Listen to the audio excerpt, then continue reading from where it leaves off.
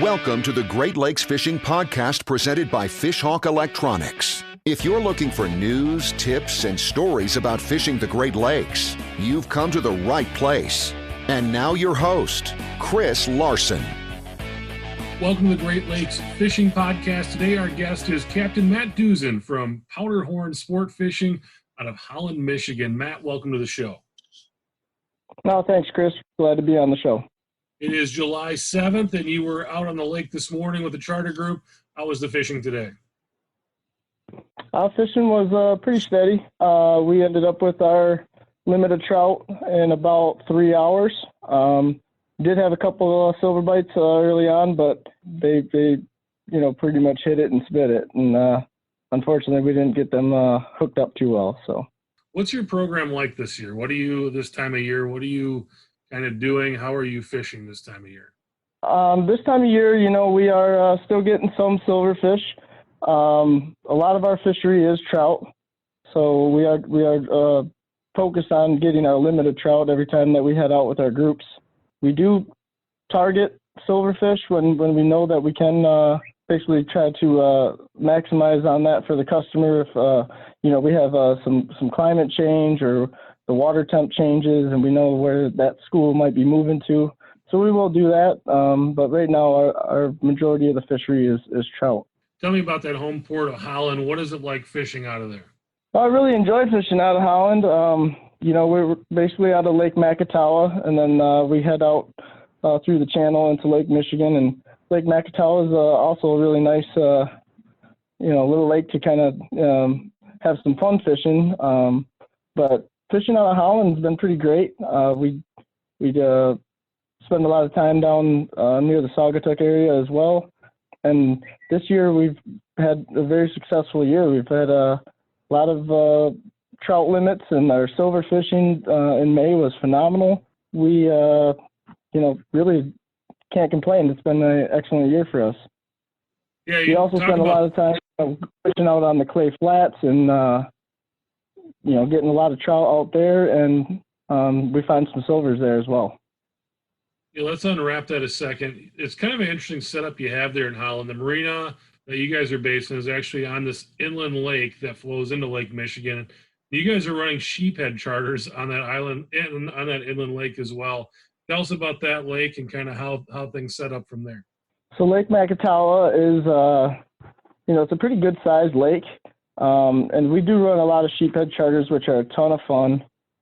They're actually one of the things I enjoy most, because it gives us a little bit of break from the big lake. But a lot of the time, what I enjoy most is just being out there with the families. A lot of young kids, parents will book these for their children for birthday parties and stuff like that. We run a 3-hour charter, and within that time frame, we've put everywhere from 100 fish in the boat to, on average, about 50 or 60. We used to do 4-hour charters for that inland lake charter, and we actually just bumped it down to 3 this year because a lot of the times the kids would get worn out with just how many fish they were reeling in. So it's been a ton of fun. Yeah, that sounds like a good time. You talked about it a little bit heading down to Saugatuck. You talked about the clay flats. Tell me about how the lake sets up once you move out of that inland lake and get out on the big lake. How do things set up out there?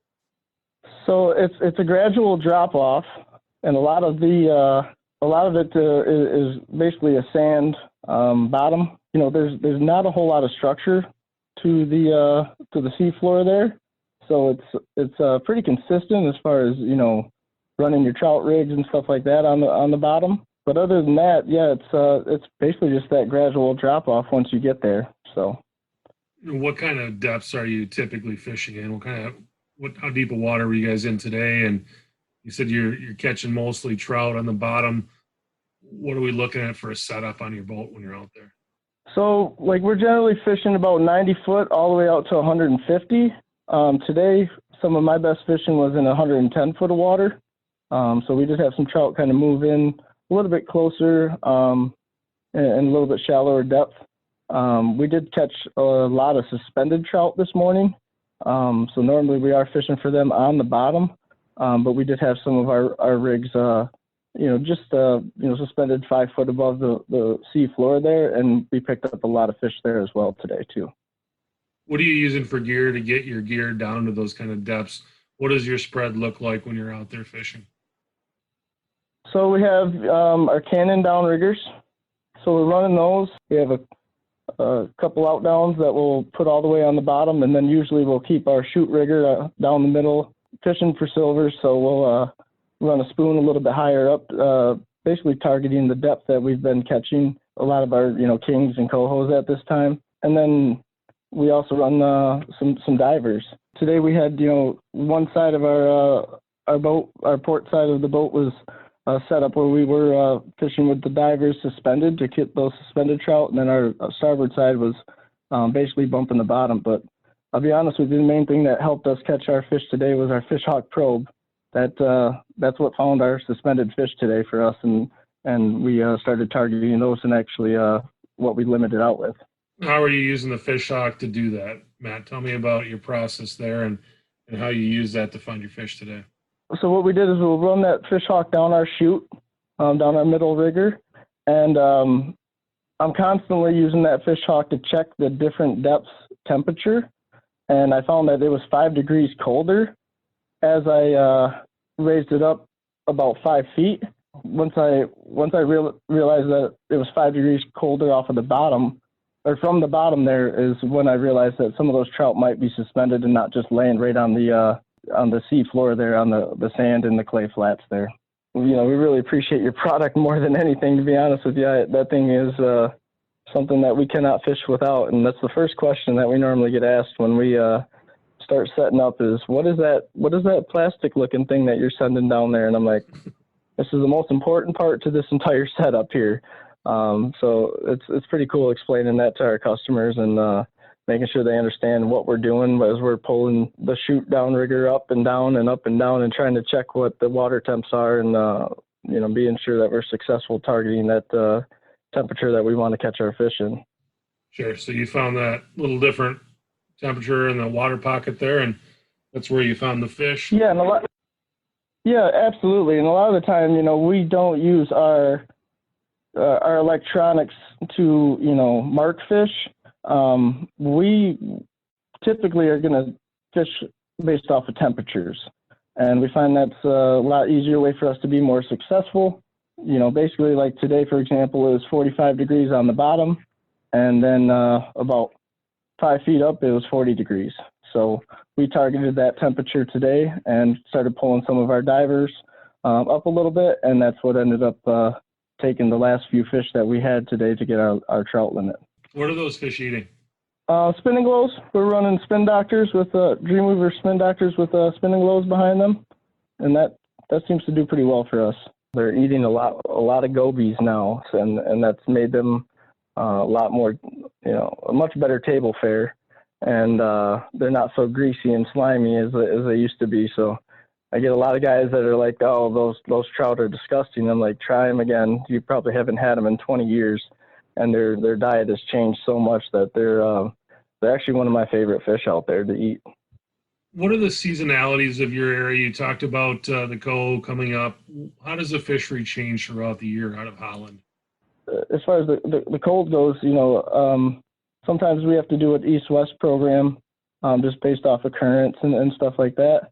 Typically, we end up basically kind of, following our silverfish from the south to the north as they move to them colder waters. We're usually waiting for the salmon to come back around the end of July going into August, and when the salmon come back, then we'll end up doing a little bit more fishing outside of the rivers where they're going to be staging to go back in. So you've got the coho kind of run through early in the year, and then you don't see salmon for a while until they start coming back down to run. Yes, yep, absolutely. What's it like to be out on the water with you for the day? What is a day with Captain Matt Doozan going to be like for folks who choose to book a charter with Powderhorn Charters? Well, for us, obviously fishing, and catching is important, but it's more about the experience. It's about, having a good time with our crew that we have for the day. We've fished with everybody from, families to, having business associates on the boat that are, maybe taking clients out or something like that. And for us, it's just all about having fun and making sure that, we make it a positive experience for you. Typically we have very, very successful days, and we've been very successful this season. We catch a lot of fish, and we will catch fish, but everybody's going to have a rough day. And for those days, it's about making sure that our customers are having a fun time and a good experience out on the water. And so we do everything that we can to make sure that, it's more than just fishing to us. It's connecting with that group of people that are on the boat that day, and finding some common ground between us and just having a good time. Matt, how long have you been doing this? How long have you been fishing Lake Michigan as just a guy out fishing, and then as a charter captain as well? So I kind of started out fishing with Powderhorn as a first mate. I was donating my time to work with Captain Tim Becker, and he partners up with Safari Club International, and we do a lot of donated charters. So we work with groups in West Michigan and work with underprivileged youth that basically could use a good fishing trip. So we work with kids that have special needs, work with kids that may have been through some type of abuse or anything like that. And what I started doing is I ended up knowing some kids that were going to be on the boat one day. They happened to go to the same school as my son.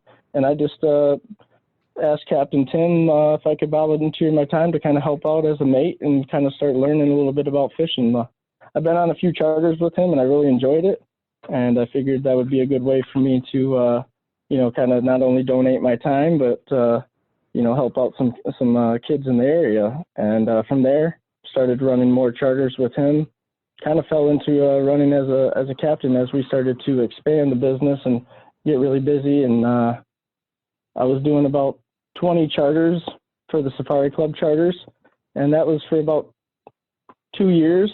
And then this past year I got my captain's last year I got my captain's license, so I ran as a captain last year, and this is my second season running as captain on the Real Ginger.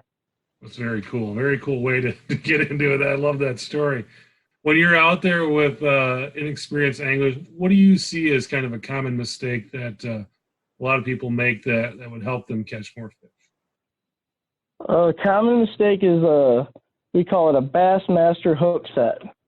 So a lot of the times when we're trolling, it's very new to a lot of people, and they don't have any experience with that. And then not realizing that when we're handing them the rod or the pole, or we're handing them the fishing pole, those fish are already hooked. So they start, kind of pulling back on the rod there to try to hook the fish, and it's already hooked, and they end up horsing the fish a little too much and pull the hooks out. So, we try to explain that and let everybody know that, keep a steady reel and keep your rod tip up. Slow and steady always wins that race. You just got to take your time and take what the fish gives you. A lot of the time we'll be very successful with that strategy. But, I understand a lot of people get really excited the first time we put the rod in their hands, and the first thing that normally happens is, they'll kind of pull back a little too hard and pull those hooks right out of the fish's mouth. Very cool, Matt. Thanks so much for coming on the show. Is there something that you wanted to talk about that I didn't ask you about today? No, I just, glad to be out on the water. Glad that, we've been blessed to be successful this season. With the COVID-19, we've actually added a second boat to our fleet this year, and both boats are running pretty much full time. And we're just happy that we're able to book as many trips as we are. So right now we're up to about 250 trips that we'll be running on the Real Ginger, which is the boat that I'm on. And then we are starting to, book our other boat to the vacation time. A lot of families are starting to take vacations right now, and it's keeping us very busy. And we're pretty much been on the water, twice a day for the last 2 weeks. And so I'm not complaining to have the evening off today, especially with the heat. It's been a good run, and I'm glad to sit in the air condition tonight and talk to you. So, well, it's good to hear that you guys are busy. I know things were tough early in the year with COVID-19 in the state of Michigan, so good to hear you guys are back out on the water and getting out and doing some chartering for some folks and getting them on some fish. you want to learn more about Captain Matt Doozan and the operation he works with, Powderhorn Charters, you can go to powderhorncharters.com. They're on Facebook at Powderhorn Sportfishing Charters, and you can see Matt Doozan on Instagram at Captain_Matt_Doozan. That's DOOZAN. Captain Matt Doozan, thanks so much for coming on the show. Hey, thanks, Chris. I appreciate you having me. Thanks for listening to the Great Lakes Fishing Podcast presented by Fishhawk Electronics. For more information on fishing the Great Lakes, visit our blog at fishhawkelectronics.com.